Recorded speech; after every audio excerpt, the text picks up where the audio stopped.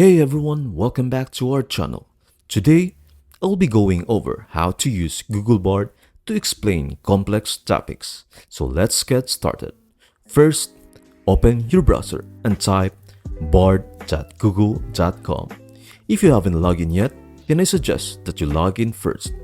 Enter Google Bard, your beacon of simplicity. This incredible tool holds the potential to take complex subjects and translate them into everyday language. It is like having your personal guide to explain the cosmos in understandable terms. To put Google Bard to the test, we ask it to explain dark matter like I'm 5. The result? A fantastic demonstration of how Google Bard can demystify intricate concepts and present them in an easily digestible way.